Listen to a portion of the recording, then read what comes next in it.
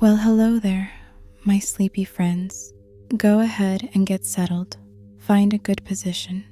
Let your shoulders drop a little. Dim whatever light you've got going. Because tonight, we are going somewhere very far away. Somewhere cold and dark and quiet. The kind of quiet that only exists in deep space, where the only thing between you and the void is a few inches of metal hull and whatever keeps you from thinking too hard about that fact. Tonight, we're talking about Dead Space. Now, Dead Space is a horror franchise, and I want to say right up front that we're going to talk about it the way you'd talk about a ghost story with a cup of something warm in your hands. Calm, curious, appreciating the craft of it rather than sitting in the fear of it. Because underneath all the darkness and the creature design and the very deliberate things that game puts you through, there is an extraordinary story. A story about grief, about guilt, about what it means to love someone so much that the memory of them becomes a door that something terrible can walk through. And there is a man at the center of all of it, a quiet, competent, fundamentally decent engineer who was just trying to get to the woman he loved and ended up in the middle of something ancient and planet-sized and deeply hungry. His name is Isaac Clarke. Dead Space was created by Visceral Games and published by EA. It debuted in 2008, and it was immediately recognized as something special, something that understood horror not just as things jumping out at you, but as atmosphere, as dread, as the slow accumulation of wrong details until your brain starts rejecting the evidence in front of it. The series ran through 3 mainline games, and today we're going to go through all of them. The Ishimura, the Sprawl, Tau Volantis, the Markers, the Necromorphs, all of it. So take a breath, get cozy. We're going to space. Before we get to Isaac and his story, we need to understand the world he lives in and the ancient, terrible thing at the center of it. The Dead Space universe is set in the 26th century. Earth is still around, but it's not doing great. Resources have been stripped down over centuries of overconsumption, and humanity has had to push out into the stars to keep civilization running. The solution was planet cracking, a genuinely enormous industrial process where massive ships called planet crackers would descend on suitable worlds, bore into their cores, and extract raw geological material, minerals, gases, everything the Earth needed and could no longer provide for itself. The company that ran most of this was the Concordance Extraction Corporation, the CEC. They built the ships, ran the operations, and employed the engineers and crew who spent months at a time in deep space, away from family, away from home, doing the dirty and dangerous work of keeping civilization alive. The government overseeing all of this was called EarthGov. And EarthGov had a secret. The secret was the Marker. About 300 years before the main story, around the year 2024, a geophysicist named Michael Altman discovered something buried in the Chicxulub crater off the coast of Mexico. A massive, black, monolith-like object, ancient, alien, something that had been in the earth for millions of years. They called it the Black Marker, and from the moment they found it, things started going wrong. The Black Marker emitted a signal, a low-level frequency that affected the human nervous system in ways that were hard to quantify at first. People near it experienced disturbed sleep, obsessive thoughts, vivid hallucinations. Some people became deeply, uncomfortably fixated on it. The signal seemed to carry instructions, not in any language anyone could read, but embedded in the minds of the people it touched, like a dream you can't stop having. And then there were the necromorphs. The necromorphs are not a simple thing to explain, and the game makes you sit with the mystery of them for a while before the full picture comes together. But here is the essential truth of what they are. They are dead tissue, human bodies or animal bodies or anything organic, reanimated and restructured by the marker's signal. The virus, or whatever you want to call it, repurposes the dead. It fuses limbs, creates new appendages out of organic matter, and turns what was once a person into something driven by a single imperative: to create more necromorphs, to spread, to gather. EarthGov discovered all of this, studied it, covered it up, and kept studying it, because the marker also appeared to represent an almost incomprehensible source of energy. And governments, as they tend to do, looked at the most dangerous thing in the world and thought, we could use this. They began creating copies, red markers, artificial reproductions of the black marker, built from the signal data they decoded. Each red marker had the same properties as the original. Each one could trigger outbreaks. Each one drove people near it towards something it called convergence, a kind of critical mass event where enough necromorphs gather in one place to coalesce into something even larger and more terrible. The religion that formed around the markers, the Church of Unitology, believed that convergence was divine, that the markers were gifts, that transformation into a necromorph was transcendence, not death. Unitology had millions of followers across the solar system, and its leadership was deeply, intentionally entangled with the marker program. The whole system, EarthGov, the CEC, Unitology, was a machine built around the markers, everyone orbiting something they didn't fully understand, drawn in by its light. Now, into all of this, an engineer, a man with a toolkit and a girlfriend and a ship to catch. Dead Space, the original game, released in 2008, begins with a distress signal. The USG Ishimura is one of the largest and most celebrated planet cracker ships in the CEC fleet. It's been sent to a colony world called Aegis 7 on an unusual mission.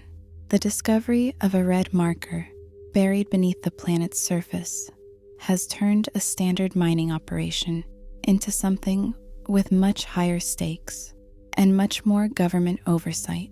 The colony on Aegis 7 was digging up that marker, and then the Ishimura stopped transmitting. A small repair vessel, the USG Kellyan, is sent to investigate, and on board that vessel is Isaac Clarke, engineer, quiet professional, man with a personal reason for being here. His girlfriend, Nicole Brennan, is a medical officer stationed on the Ishimura. He's been trying to reach her for weeks. Her last message to him, fragmented, distressed, plays at the opening of the game. The Kellyan docks with the Ishimura, and immediately everything is wrong. The ship is dark, systems are failing, there are sounds that shouldn't be happening in a corridor. And then Isaac's crew is scattered, and he is alone, in the dark, on a ship the size of a small city, with no weapons and no immediate way out. What follows is one of the great slow-burn horror experiences in gaming history. Isaac moves through the Ishimura deck by deck, trying to understand what happened, trying to find survivors, trying to find Nicole. He's not a soldier, he's an engineer. His weapons are improvised, mining tools, plasma cutters, things designed to cut through rock that turn out to work reasonably well against things that used to be people. His suit, A standard CEC engineering rig provides life support and a heads-up display, but it was not designed for combat. The necromorphs on the Ishimura are unlike most enemies you face in horror games. The key discovery Isaac and the player makes early on is that conventional damage barely affects them. You can't just shoot a necromorph until it falls down. The only reliable way to stop one is to remove its limbs. Strategic dismemberment. Cut off the arms so it can't claw at you. Cut off the legs so it can't reach you. This mechanic is disturbing in a very specific, very deliberate way.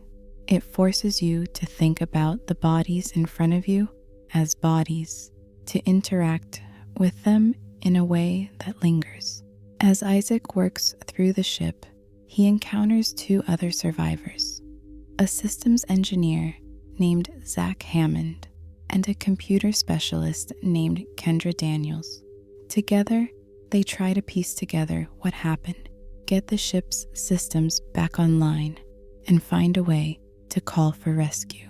What they discover is this: the red marker was brought aboard the Ishimura, and the marker's signal drove the colony and then the ship's crew into madness before triggering a full necromorph outbreak. The necromorphs didn't come from outside. They came from the crew itself. The dead were getting back up. Through all of this, Isaac keeps seeing Nicole. Not really, not physically. The marker's signal is affecting him the way it affects everyone near it, through hallucination, through obsession, through a door in his mind that his grief has left wide open. He sees her in corridors, hears her voice, and each vision pulls him deeper into the ship, toward the marker. The full picture that assembles over the course of the game is quietly devastating. Nicole's final message to Isaac, the one that fragmented and cut out, was a farewell. She was already gone when he arrived. She took her own life rather than be converted, and the vision of her that Isaac keeps following through the ship is the marker, wearing her face, using his love for her as a leash. The marker needs to go back to Aegis 7, the planet below. It sends this instruction through hallucinations, through compulsion, through the infected minds of everyone around it. Make us whole. That's the phrase. That's the instruction it embeds in the people it touches. And in the final act of the game, the full scope of the horror becomes clear. The necromorphs aren't just a plague. They're a mechanism. They're the marker's way of gathering organic mass, of pulling together enough material for a hive mind, a massive, singular necromorph entity that represents the final stage of convergence on a local scale. Isaac fights the hive mind at the bottom of Aegis 7. He destroys it. The planet cracks apart. He escapes in a ship, drifting in the wreckage. And then he turns around, and Nicole is there. Not really.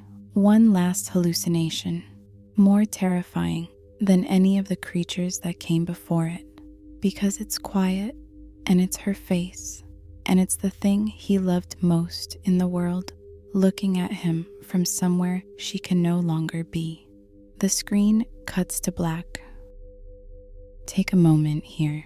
The first Dead Space is, at its heart, a story about grief. Isaac never properly processed losing Nicole. He went to the Ishimura to find her, not to accept that she was already gone. And the marker exploited that completely, ruthlessly, with a precision that suggests it understands human psychology at a level that should be deeply unsettling. What makes Isaac Clarke such a compelling protagonist, especially in retrospect, knowing where his story goes, is his essential humanity. He doesn't have superpowers. He doesn't have military training. He has skills and he has the stubbornness to keep moving when everything around him is telling him to stop. And he has this grief that he carries like extra weight in every scene. The original Dead Space game originally presented Isaac as mute. He didn't speak, a deliberate choice to let players project themselves into the experience. What that also did, unintentionally, is make the game feel like a story about someone so shut down by what they've been through that they can't find words, which turns out to be exactly right. Because when Isaac finally speaks in the second game, what comes out is the voice of someone who has been holding his breath for a very long time. Dead Space 2 arrived in 2011, and it is, in many ways, the centerpiece of the franchise.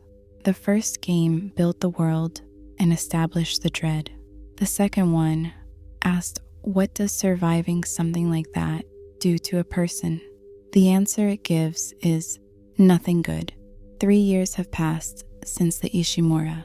Isaac has been in the hands of EarthGov, held in a medical facility on Titan Station, also known as the Sprawl, a massive civilian metropolis built into a shard of Saturn's largest moon. EarthGov has been running experiments on him, specifically on his mind, because the marker left something behind when it used him. Data, information encoded into his neural tissue. Isaac's brain became a blueprint for building new markers, and EarthGov has been trying to read that blueprint for 3 years, while Isaac sat in a straitjacket with no memory of any of it. The Sprawl is an extraordinary setting, a city in space, huge and densely populated, with civilian districts and transit lines, and all the ordinary human architecture of daily life layered over the horror that's about to happen. It feels different from the Ishimura, where the ship was industrial and isolated. The Sprawl is alive, or was. The game begins with the outbreak already in progress.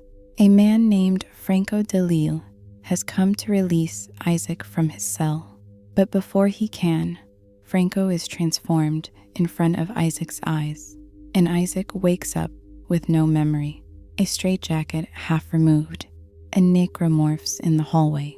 He's guided at first by a woman named Dana, who presents herself as someone who can help him, who can cure the dementia that the marker exposure is gradually causing in his mind. Isaac fights his way across the station toward her, and when he arrives, she reveals she's a unitologist. She doesn't want to cure him. She wants to extract the marker blueprints from his mind so the church can build more of them. Isaac, for the record, does not take this well. He escapes, and he's now on his own in a station that's rapidly coming apart. He links up with 2 other people who matter. Nolan Strauss, another former EarthGov experiment, who was also used as a marker blueprint subject, who knows things about how to destroy the marker but whose mind is fragmenting from the dementia.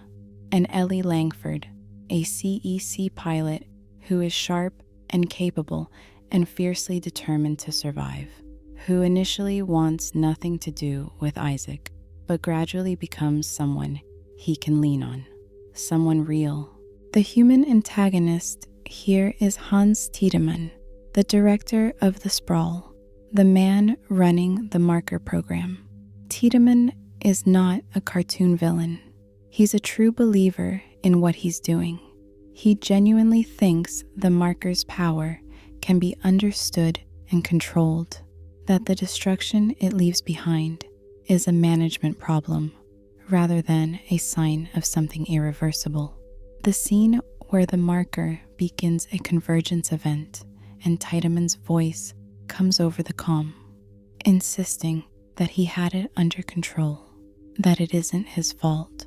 It's one of the best character moments in the series because he sounds like someone who has just watched their entire life's work become the worst mistake in history and still can't fully accept it.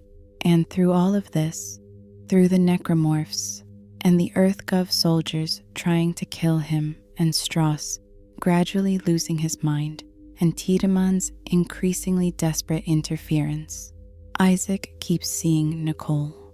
This is the thread Dead Space 2 pulls on most relentlessly. 3 years later, and Isaac still hasn't confronted what happened to her. He knows she's dead. He knows the visions aren't real, but he can't stop seeing her. She's been embedded into the marker data in his mind, and the new marker on the sprawl is using her image to guide him, sometimes toward safety, sometimes toward things that will help it complete convergence. In one of the most memorable sequences in the game, Isaac is forced to walk back through the decommissioned Ishimura, the actual ship, now docked and under repairs at the sprawl, going back to the place where it all happened, alone, with the lights half working and the ghosts of what happened still in every corridor. It's the kind of design choice that goes far beyond gameplay and into something deeply felt. The emotional climax of the game is inside Isaac's own mind. He reaches the marker. The convergence is beginning, and Nicole's apparition, which has been both guide and torment throughout the game, finally reveals the truth of what it is. The marker wants to absorb its creator. Isaac, whose mind was used to build this marker, is the last piece it needs to complete convergence. The Nicole it's been showing him is a lure, a trap built from his own grief, and Isaac has to fight her, not Nicole, the thing wearing her face, the part of his mind that the marker has colonized, the grief that he never processed, the door he left open for 3 years. He has to go inside himself and close it. He does. He destroys the phantom Nicole. He destroys the marker. The sprawl begins to collapse. He sends Ellie away in a gunship because he expects to die here, because maybe, on some level, he thinks he deserves to. But Ellie doesn't leave. She crashes back through the ceiling and pulls him out. And as they escape together, Isaac looks over, half expecting another hallucination. And there she is, just Ellie, just a real person, looking at him with exasperation and warmth. It's a small moment. It's everything. A post-credits transmission reveals that EarthGov has multiple marker sites still active, that destroying the sprawl is not the end, that the machine is still running. By the time Dead Space 3 begins, the year is 2514, 3 years after the sprawl. The markers have become a global crisis. They've been spreading, each one seeding a new outbreak in a new location. The EarthGov program is collapsing. Unitology is growing more extreme and more militant. And the two institutions that had been keeping the marker secret, covering up the outbreaks, spinning the disasters as industrial accidents, maintaining the fiction that humanity had the situation under control, are both crumbling. Isaac and Ellie had a relationship in the years between games. It didn't last. And the reasons it didn't last are very much Isaac. He's a man who has been through the worst things imaginable twice, and his response has been to retreat, to go quiet, to become someone who doesn't want to put anyone else at risk, which in practice looks a lot like someone who doesn't want to be known.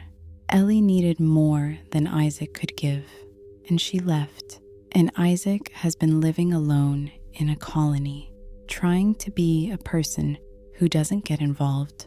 And then 2 soldiers show up at his door, Captain Robert Norton and Sergeant John Carver of the Earth Defense Force, what's left of EarthGov's military. They need Isaac. Ellie has gone missing.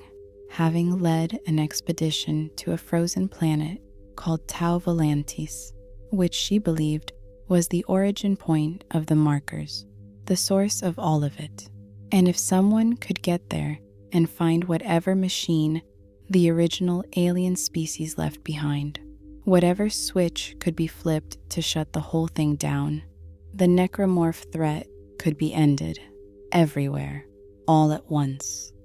Isaac says no, and then they tell him Ellie is missing. He says yes. Tau Volantis is unlike anything in the previous games. It's a planet, not a space station or a ship, open and immense and buried under perpetual ice and snow. The cold is a character here. The scale is a character. Where the Ishimura was claustrophobic and the sprawl was densely layered, Tau Volantis is vast and exposed and ancient, with the ruins of something that lived and built and failed here 2 million years ago, frozen into the landscape. Because here is the revelation that Dead Space 3 builds toward, piece by piece. The markers are not a human creation. They predate humanity by millions of years. The original alien inhabitants of Tau Volantis found a black marker, the same kind of object that ended up on Earth, and they did what any intelligent species might do. They studied it. They were fascinated by it. They built red markers of their own, and the necromorph outbreak that followed consumed their entire civilization. But before the end, the aliens found an answer. They built a machine, a massive, extraordinary device designed to freeze the planet and halt the convergence process, to stop the gathering of mass, to prevent the endpoint of what the markers were working toward. They succeeded, barely, and at the cost of everything. Their world was frozen. Their civilization was gone. But the machine held, and what it was holding back, what the machine had been keeping dormant for 2 million years, was a moon.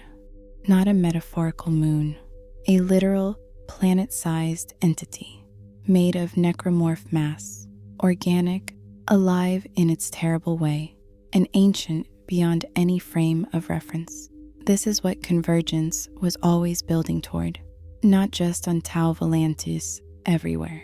Every marker event, every outbreak, every dead crew, and abandoned colony, and shattered station was a piece of the same process, gathering material, building toward the formation of one of these things, a brother moon.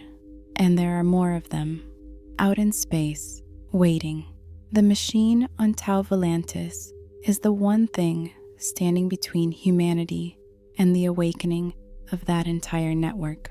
Of course, there is a man who doesn't know this, or doesn't care, or believes that what the moons represent is the next stage of life rather than the end of it. Jacob Danik, the leader of Unitology's military arm, is the human villain of Dead Space 3, and he is the most ideologically coherent antagonist in the series. Danik doesn't want power. He doesn't want survival. He wants convergence. He believes genuinely that what happens when a moon forms is transcendence, that humanity's end is its transformation, and that resisting it is the only actual heresy. He's the kind of villain who makes you understand, in a cold way, how a person arrives at a position that destructive. Danik follows Isaac's team to Tau Volantis, and in the game's climactic sequence, he gets to the machine before Isaac does. He turns it off, and the moon wakes up. What follows is one of the most spectacular and desperate finales in the franchise. Isaac and John Carver, who has become something of a reluctant partner throughout the game, a man whose own losses mirror Isaac's in complicated ways, have to reactivate the machine while the moon is literally descending on the planet. To do that, they have to fight through the gathering necromorphs, and what remains of Danique's forces and the planet itself coming apart around them. They make it. They reactivate the machine. The moon is frozen again, and this time brought down, pulled into the planet, destroyed. Danique dies in the collapse. The marker signal from Tau Volantis goes dark. Ellie gets off the planet in a shuttle. Isaac and Carver, caught in the explosion, fall. After the credits, there is just darkness. And then Isaac's voice, calling for Ellie. He's alive, somehow, but where he is, and what condition he's in, and what comes next, the game leaves open. Dead Space 3 Awakened is a DLC expansion, relatively short, released a month after the main game, and it functions as a coda to Isaac's story. It picks up immediately after the ending, and it doesn't let you exhale for a single moment. Isaac and Carver wake up on the frozen surface of Tau Volantis. Against all logic, they're alive. The moon is dead on the planet's surface. The marker signal from Tau Volantis is silent, and then things start getting worse in a new way. Because destroying one moon didn't end the network, it woke it up. The brother moons, the fleet of these ancient, vast entities somewhere out in the dark of space, felt their sibling die, and now they're coming. Not eventually, now. Isaac and Carver work to find a ship that can get them back to Earth, or at least off the planet. The dementia from the marker exposure is hitting both of them hard. The visions are worse than anything Isaac experienced before. At points in the DLC, neither he nor the player can be entirely sure what is real and what is hallucination. The game uses this brilliantly, making the horror interior as much as exterior. They find a unitologist vessel. They fight through the cultists on board, men and women who have, in the absence of any remaining structure, essentially dressed themselves as necromorphs, which is its own particular kind of horror. They get the ship running. As they escape into orbit, something massive materializes in front of them, a moon. The screen goes dark, and in the darkness, a voice, vast and cold and ancient, says, "We are coming. Make ready the way." That's where Dead Space ends. That's the last thing the series said before going quiet. The brother moons are awake. They're heading for Earth. Isaac Clarke is somewhere in the dark, between here and there, probably alive, almost certainly still carrying more than any person should have to carry, and that's all there is. Dead Space is a horror franchise. That's the genre label on the box. But what it's actually about is grief. Isaac Clarke lost Nicole before he ever set foot on the Ishimura. He lost her to her own despair, and then he lost her again to the marker's manipulation of his memory of her. And then he had to fight her ghost with his bare hands in the depths of his own mind just to survive. The entire trilogy is, in its deepest layer, about a man being slowly forced to do the hardest thing a grieving person can do, accept that the person they loved is actually completely, irreversibly gone. Every marker outbreak in the games is built around the same mechanism, finding the thing each person can't let go of and using it as a hook. The marker is a perfect predator because it doesn't attack from outside. It finds what's already broken and opens it wider.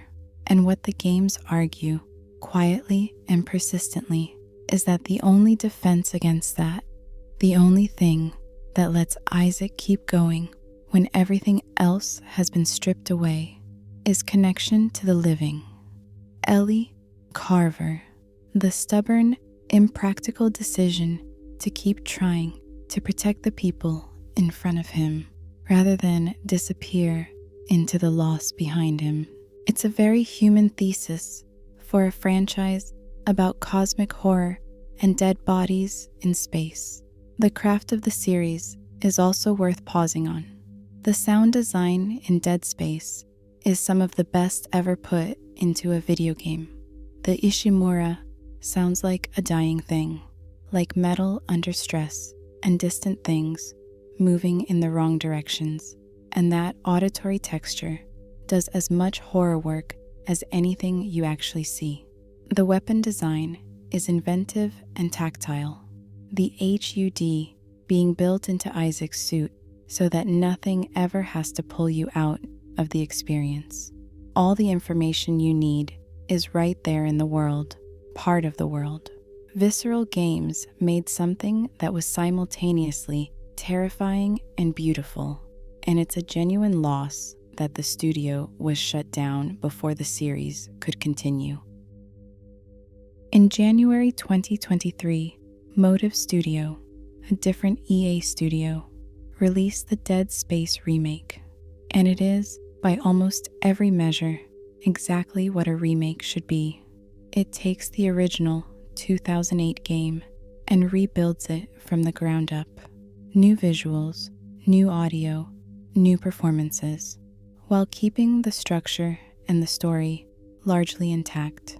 Isaac speaks this time, unlike the original. He has a voice and a presence, and the conversations that were previously one-sided now have him pushing back, asking questions, being a person in the room rather than a silent witness. The remake also expands on certain threads, adds a little more texture to the relationship between Isaac and Nicole before everything went wrong, gives some additional context to the side characters in ways that feel respectful rather than intrusive. It was received extremely well. Critics loved it. Players who were new to the series loved it. Players who had the original memorized found things to appreciate. And then it's been quiet again. Motive indicated that a Dead Space 2 remake would depend on how well the first one sold. The numbers were apparently considered disappointing by EA, though by most reasonable metrics, the game did quite well. As of now, there's no announced sequel, no confirmed continuation. Isaac Clarke is still out there somewhere, in the dark between Tau Volantis and Earth, with the brother moons behind him. The series is in a state of hopeful suspension, not ended. Nothing was ever concluded, but paused, the way a held breath is paused, waiting for someone to decide it's worth continuing. There are people who would very much like it to be continued. And that is the story of Dead Space. From a black marker at the bottom of a Mexican crater to a planet cracker ship drifting dark above a colony world, to a city in Saturn's orbit coming apart at the seams, to a frozen alien planet at the edge of known space, and the ancient machine that stood between everything and something incomprehensibly large. And through all of it, one engineer, one man who never wanted to be a hero, who was just trying to get to the woman he loved, who kept waking up in new nightmares and kept finding the stubbornness to move through them, not because he was the strongest or the most prepared or the most equipped, but because there was always someone just ahead of him who needed him to keep going. Isaac Clarke carries a lot. The grief, the guilt, the marker's fingerprints, still somewhere in the back of his mind. But he keeps going, and that, in a universe full of things that want to end humanity, turns out to be enough. If you've never played Dead Space, and you have any tolerance at all for the spooky and the dark, the 2023 remake is a wonderful place to start. It's beautiful and horrible, and it will make you feel things you didn't expect to feel about a man with a plasma cutter on a spaceship. And if you grew up with these games, If you know the sound of the Ishimura's air systems and the particular dread of a corridor that was fine last time you walked through it, I hope tonight felt like a visit to somewhere that mattered to you. Get some rest. You're safe here. Good night.